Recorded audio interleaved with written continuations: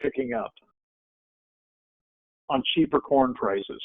Feed demand historically tends to hold up well, but there is real potential for herd disruptions in the coming months, and Scott will go into that very shortly. Last month, the market has been concerned about ethanol demand. We have seen many ethanol plants close or announce that. The abrupt drop in miles driven due to shelter in place has backed up both crude oil and ethanol markets, and ethanol is not as competitive right now as the crude oil. Next slide. Just like we have never seen a consumer recession quite like this, we have also seen this large of a drop in ethanol demand due to reduced consumer demand. There are potential 500 to 600 million bushels of corn demand at risk in the ethanol sector. 2012 was close, but that was driven by corn prices and the big drought of 2012 that followed the drought of 2011. Coupled with the area of 97 million acres, this line of thought is where some private estimates by some analysts came out with a 3 billion bushel carryover in the corn market. More price pressure is likely to be into the fall of 2020 if yields are even close to trend. So turning to the currency markets on the next slide, they've been extremely volatile in the last 2 months. Normally, this makes U.S. agriculture products less competitive on the world market. However, grains and oilseed trade outlooks are far from clear. Corn basis drop for the last few weeks has made U.S. corn more competitive versus South America. China may use that to do some buying with their phase one commitments that are in front of them. Besides, they will also probably consume other products that they can also put under phase one. Brazil's safrinha corn crop has been impacted by dry weather and may drive more exports also. In addition, some key producing countries have restricted or signaled that they will restrict exports of some ag products. Argentina and Russia are two of the biggest to support self-sufficiency. If that happens, they will look more to the U.S. and the U.S. producer of all products for agriculture. Next slide. The COVID-19 outbreak has disrupted life with huge implications for the general economy and the food sector. At this time, it's very difficult to feel confident in any forecast of what the future might hold. However, we have the potential to come back very strong. This was a consumer-led in to this catastrophe, and it will be led by the consumer coming out. Many governments are providing a bridge in income that is hard to spend at home. We should have demand growth also and have some production sidelined right now. So how are we going to meet that? And that's going to create much volatility in the marketplace. Finally, there is a big protein hole to fill, and it was caused by African swine fever. That is still there. You can see the statistics on the slide. Finally, U.S. agriculture is positioned very well to ride the demand growth when it happens, not if it happens. And with that, Scott, can you tell us what the demand growth you see or how you see it developing? Thank you very much. Hey, Scott. Yes. Scott, this is Bill Even at the Pork Board. We've gotten notes from a few folks that are saying that the slides are not advancing. So we want to, number one, let everybody know this is being recorded. Number two, we will be sending out the slide deck in its totality to all of the people that are registered for the webinar here to make sure that you got access to see them. And I'm going to ask if we'd hold here for 1 second. We've got a pretty heavy subscription to this webinar again here today, and we're working on a technical issue. As you guys probably know, everybody is working from home in the United States, and the bandwidth in the system generally is a little bit sluggish during the day. So we just hold there for 1 minute, Scott, and then we'll give some direction on what we need to do next. Thank you. Thanks for your patience, everyone, and Scott as well. While we're working on this, rather than waste your time, let's keep moving forward. And so, Scott, go ahead and give your presentation as you normally would, and then everybody will have the slides at the end anyhow. So, Scott, take it away. Yeah, thank you very much. Appreciate the chance to visit with you all this afternoon. And, you know, I was trying to think this morning, what would my predecessor, and I thought of Glenn Grimes as I was trying to do market outlook, what would Glenn be saying at this point in time? And I'm kind of at a loss for exactly how he would attack this. But I think anybody that is trying to do outlook right now understands that the crystal ball is just tough to look at right now. But I certainly want to share some things that I'm looking at as I go forward. I will say, you know, we don't want to forget that out of COVID-19, we are getting a general economy that's contracting. We yet to know exactly what that looks like longer term, but we know loss of income, loss of jobs, a strong dollar, et cetera, could certainly weigh on the general economy as we continue here through 2020. I think we continue to see a situation where the food service side that's been in contraction mode versus the expansion or strong demand we're seeing at the grocery store level has certainly changed some of the relative pork primals prices that we've seen of late. I do worry here in the short run that as we get some information about processing plants that are shutting down in the short term as a result of COVID-19 could certainly be a negative to the marketplace. I'm going to watch that carefully over the next couple of weeks. However, under the backdrop of, as Steve alluded to earlier, what's strong could be potentially strong global pork consumption. You know, we've been down substantially as a result of African swine fever, primarily a China issue. But we could see some very strong exports of pork out of the United States as we go through the remainder of 2019. I keep saying, you know, what happens here in the United States once we get out of the current kind of shutdown state that we're in? I'm not suggesting that would happen anytime in the next few days, but when it does, what do consumers want in this country? Are they ready to go out to restaurants and get out and about? And if so, that could create some demand that we haven't really thought about. Last, I just want to remind us that we have been on a pretty aggressive increase in pork production in the United States. Some really good graphs that you'll see later on an annual basis since 2014, U.S. pork production's increased on average about 3.5%, 4% a year. We started this year on a weekly basis, and by early February, we're talking about pork production that was running 6% above year-ago levels on a weekly basis. So we needed everything to work really well, given the amount of pork supplies that we're putting on the marketplace at the time. I will say, when we look at the last hogs and pigs report, farrowing intentions being down 4% June over August is the first maybe positive news that we're going to slow down that growth in pork production. And just given the tough economic times that we see right now, I'd suspect as we get late in 2020, we could see even more of a contraction than originally thought out of that report. If we think about primal prices for a minute, I used to have an outlook slide where I said, what would ever happen to the pork industry if we could get loin prices back above $1? If I would have known that COVID-19 was the answer to loin prices above $1, I would not have put that slide in. And so we do see loin prices higher as that grocery demand has taken off. But unfortunately, we have a situation where things like belly prices that at mid-March were at 90 cents a pound, now sitting at about 35 cents a pound, and a wholesale value that was near about 83, 84 cents just a couple of weeks ago, now setting in the mid 50s.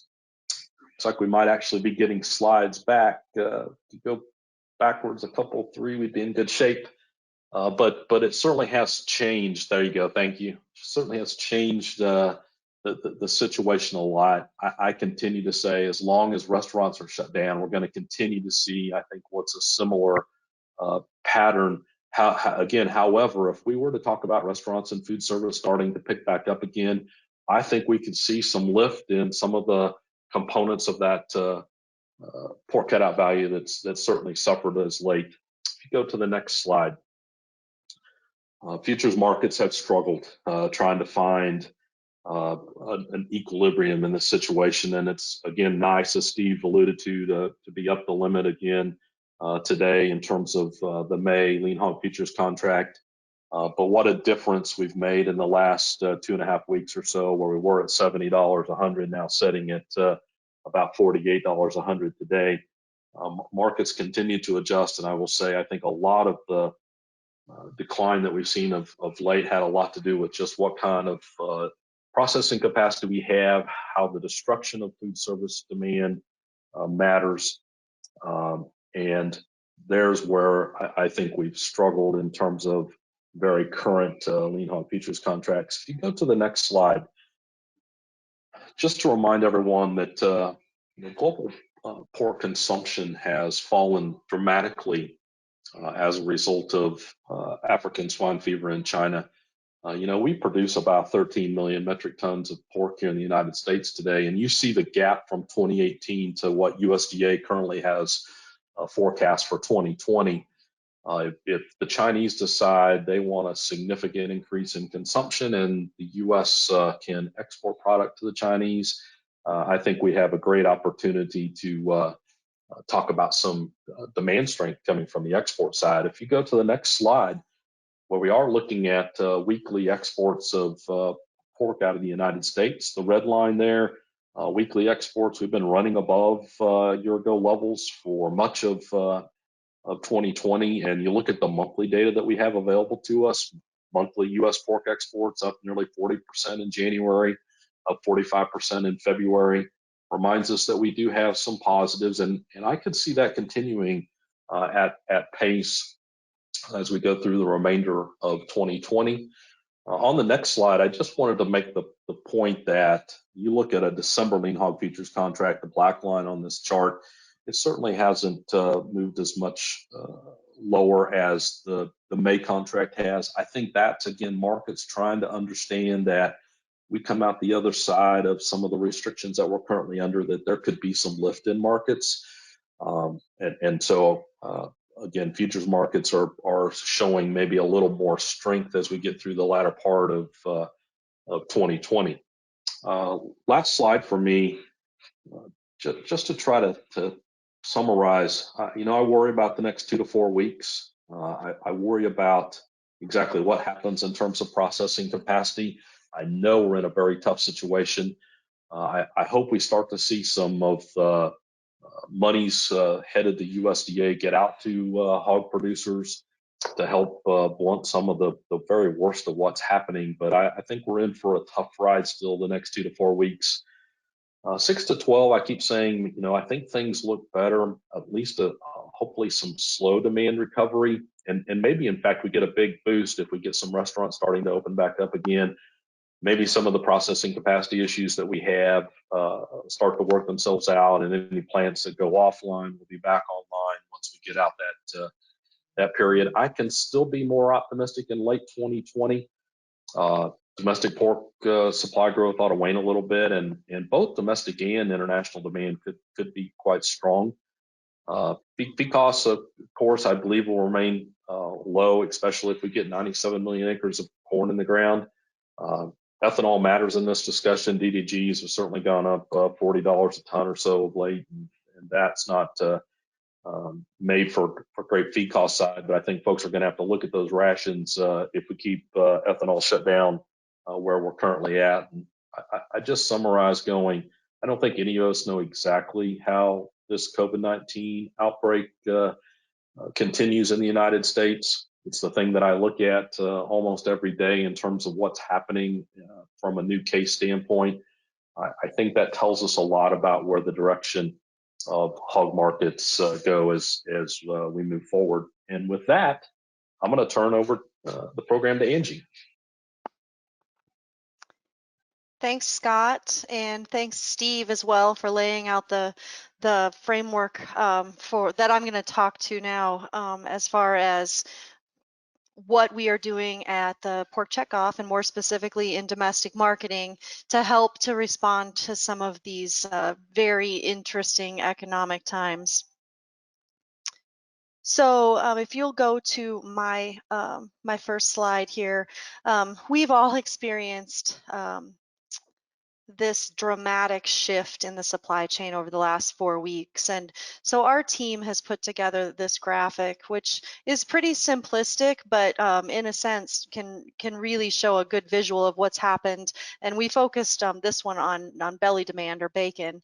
But as you'll see in a typical market, about 1/3 of retail of bacon is sold in retail, and the other 2/3 is food service.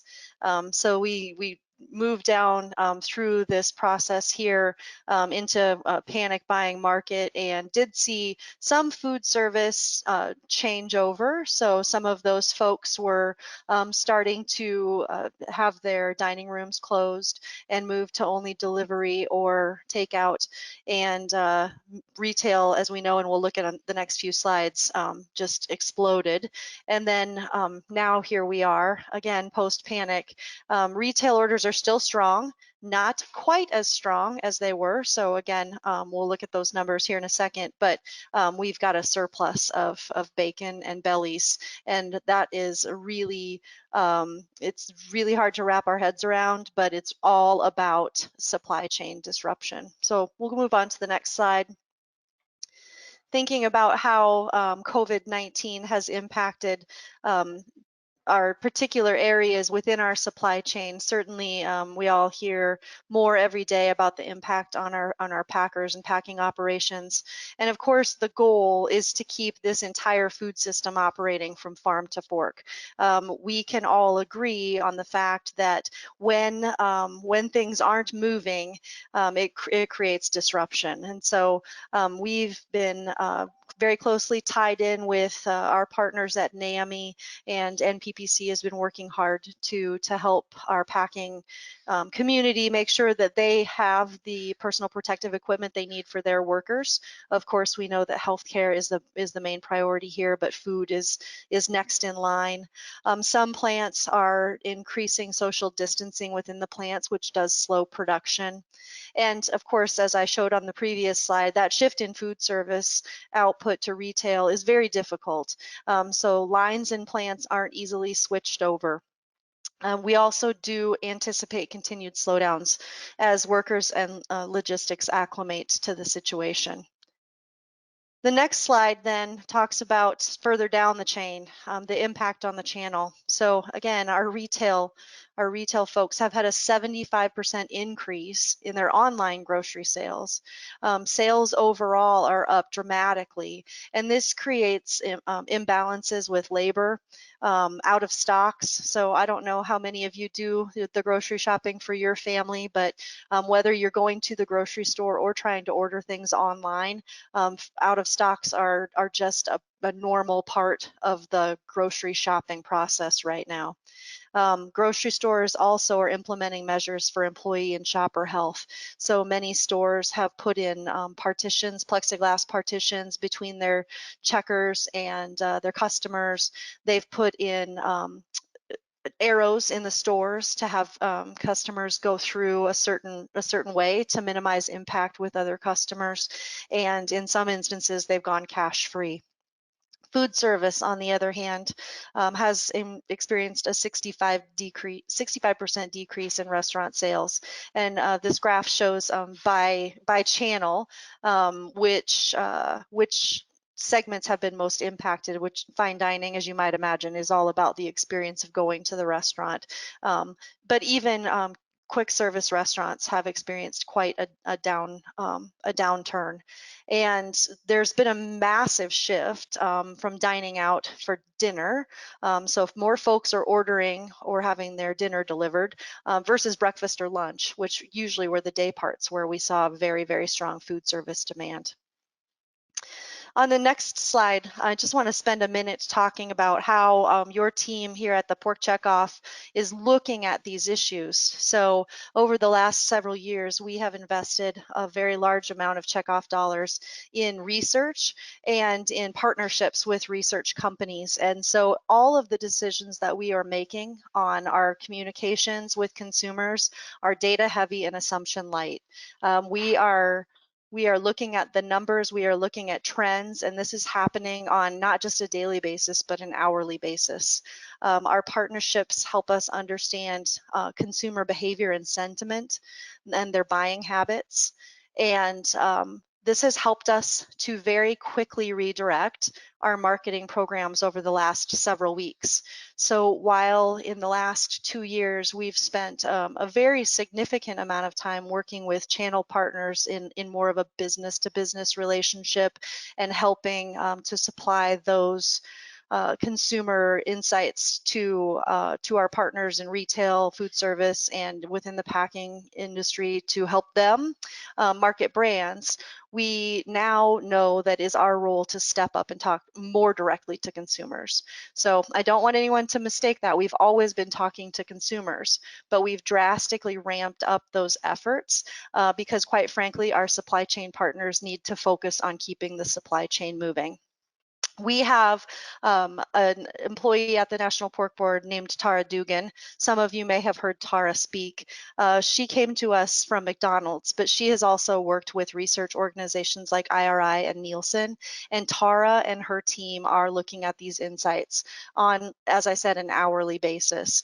One example I would point to is the Easter promotions that we have going on right now. When we actually have taken into consideration some of the countries who are a little bit farther ahead of us in the COVID curve, what their consumers are experiencing and their needs and wants and how their buying behaviors have changed. And we've implemented that into our upcoming consumer messaging programs. So we'll go to the next slide. So this story, many of you have seen this, meat stock-ups are continuing. So the very, very drastic and dramatic increase as we started to see panic buying there in the second week of March. But just this last week, the numbers came in yesterday and, our volume and dollar sales are still up dramatically versus a year ago. So what does this tell us? And let's go on to the next slide as well. Meat sales remain very, very favorable and very favorable for pork. So we're looking at, one cut that's not on this chart here is ground pork. It's up 29% versus a year ago. We know that's a convenience play for folks. Fresh pork, including loins, ribs, butts, still remains strong. And of course, you'll see smoked ham and pork volume sales up 134%. And for the 4-week period ending March 28th, spiral ham sales were up 238%. So we do know that people are still buying ham for Easter, and that's very encouraging. We've spent a significant amount of time over the last week putting out great content from our chef Neil Sani to help those folks not only think about preparing a ham if they haven't done that before, but some creative ways that they might use the leftovers after Easter dinner is over next week. Go to the next slide. So shopping trips. So when you think about the slide that I showed you here a couple slides ago with the sales, we know that shopping trips have changed a lot. So if you think about even maybe the way your family has shopped in the past, I know for my family, we would do a stock up trip every once in a while, but it was pretty common to run to the grocery store and pick up a few items if we decided we needed them.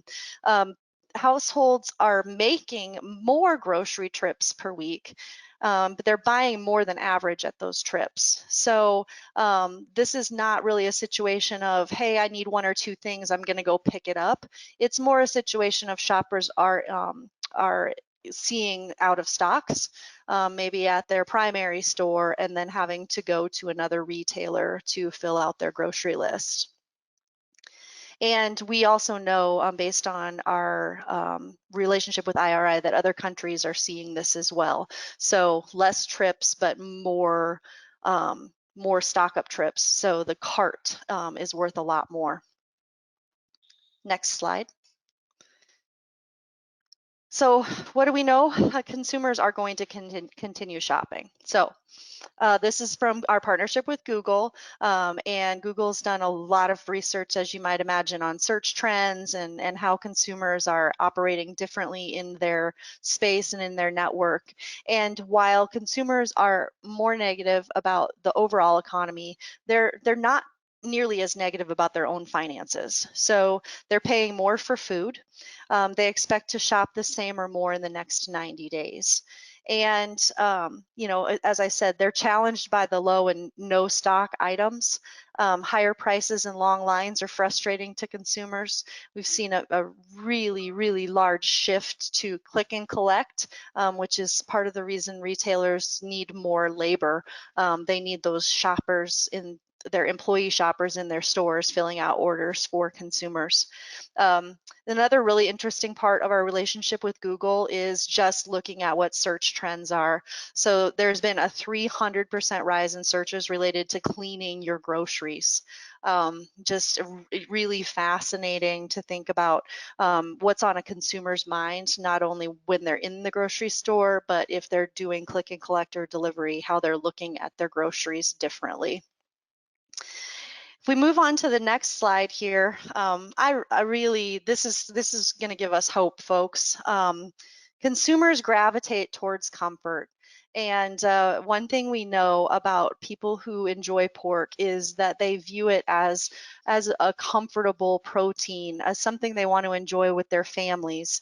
And I know this is a really difficult chart to read, but I've circled in red over here on the right-hand side what I would like you all to remember from this particular graphic, and that is that breakfast meats are very strong in performance during a recession. And we have, you know, our star bacon is the star of breakfast meats. So we're actually working right now to go live with a bacon promotion that will come online immediately after Easter. We want consumers to think about how they can enjoy bacon morning, noon, and night. We know that drop in food service has drastically affected our bacon sales, and so we'll continue to focus on that. But I do want everyone to know bacon sales at retail are up. They were up still 20% versus a year ago. So it's not a struggling category at retail. We just would like it to be even stronger. Going on to the next slide, again, more about comfort, consumer sentiment about COVID-19. For the last several weeks, the concern or the percent of consumers who are highly concerned about the coronavirus has remained at about 60%. What we do know is that consumers they're going a little stir crazy at home, and they're really excited to re-engage with their family and friends over food when they are able and when some of the restrictions are lifted. But we also know that folks are going to be a little bit hesitant about going to crowded places, going to their favorite restaurants right away. And so we are taking this insight and we are really utilizing this to help inform our grilling promotion, which is going to go live then immediately after bacon. So we've got several things in the works that are going to just roll right into each other. We want grilling season to start early. We know that when pork is in the basket during grilling season, that our retailers have a larger basket ring. So we're really working with them to try to help them understand the importance of featuring pork early and often during grilling. Then we move on to the next slide, which is my last slide, and it's just, you know, a little bit of a summary of some of the campaigns that I've talked about here. We've been using a lot of content that we already had, but we also have developed some great new content. You see pictured here our chef Neil Sani. Please go to our Facebook page, the National Pork Board National Pork Board Facebook page. He did 3 videos that we would love for everyone to share broadly with their friends and family. One about how to select a ham, one about alternative cuts that you might use for Easter if you aren't a fan of ham or you're not able to find a ham at your local grocery store. And he featured the loin and also a belly dish in that, and then also did another video with leftovers. So we've been able to reach over 32 million people with pork content over the past 3 weeks, and really proud of that. Really proud of that metric. It's really the result of many years of building partnerships. So not only have we been using some of the influencers that we've worked with in the past, but we've, and many of you have probably hosted tours with bloggers or registered dietitians, and we're tapping into those folks, and we know that they're sharing more pork content as well. So please be on the lookout for the new content we have coming out on bacon and grilling. Share it broadly, provide us your feedback. Thanks, everyone. And I've got a couple of closing comments here, take just a couple of minutes. So number one, this is being recorded and all the slides will be sent out to all the participants afterwards. You guys will have a copy of those. Number two, those of you that are putting questions in on the chat, we're capturing those and we're going to be crafting the answers and sending the answers back out to you to make sure you get those answers to you. And I'd wrap it up by saying a couple of things. Number one, certainly Neil and I and everybody in the industry recognizes the tough situation we're in. It's not only just the pork industry, but all of ag in the country. But we're going to pull through this.